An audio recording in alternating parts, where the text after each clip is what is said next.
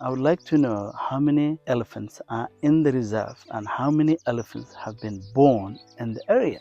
We've identified about 1,000 elephants individually in our records. So that is what we know, the number of elephants that come through the three national reserves, which is Samburu, Buffalo Spring, and Shaba, about 1,000 elephants. However, we do have different categories of the elephants. We have migrants, sporadics, and residents. So we have about 200 to 300 elephants that we can actually be able to count every other day that we go out. We have about 1,000 elephants that are individually identified right across the three reserves. How many elephants can your team identify by their ear markings alone? Generally, we can identify about 500 elephants. It's very, very hard to sort of identify about 500 elephants because people will ask, how do you differentiate 500 elephants? It is possible. It's not easy, but looking at an elephant, some of them have much bigger tears on their ears. Some of them have several holes. Some of them got very smooth ears. Some have got one tusk. Some of them are tuskless. They have different behaviors. They have different personalities. And all those little things, once you stay with them for years and years, I think you can be able to pick them. You don't have to look at the ears. You can just look even from the back and say, that is so-and-so. I know from a tiny thing like on the tail, a crooked tail or something. So they all have different markings. They all have different signatures on their face, whether on their trunk, whether on their ears, whether it's a lump, on their side. So you just have to look around because, some of them have no mark on their ears. What is the range of an elephant herd and how do they sometimes encroach on another herd's territory? Is it peaceful? So first of all, we need to define what's a home range. So the home range is generally the area occupied by an individual animal and traversed by this animal as he looks for his resources like food, water, and mates.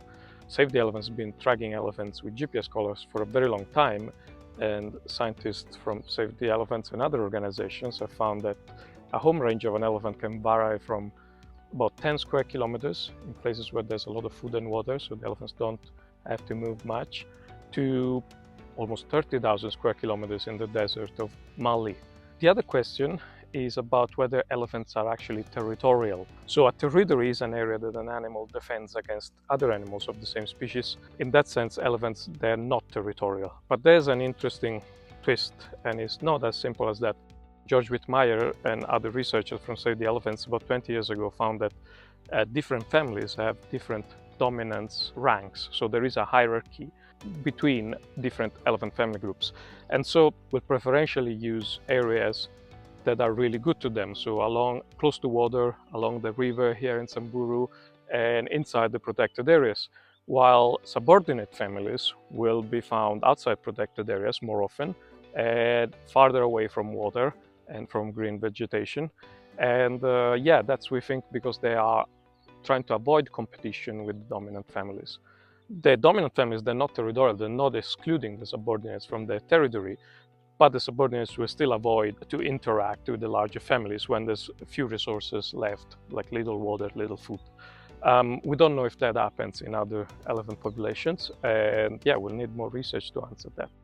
How many elephant families are there now in your area compared with when you first set up in Samburu?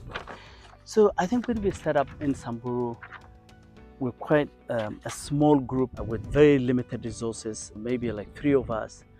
And we were able to identify about 500 elephants. And that was remarkable. That was very good. But right now we have about 1,000 elephants or even more identified within our study area, which is Samburu, Buffalo, and Shaba to the east. And what that means now is like we have much bigger team, better resources than when we started, more infrastructure, better infrastructure to sort of travel around, better security, better phone coverage, many things. Technology has improved. So I feel like the 1,000 elephant is all because of different factors.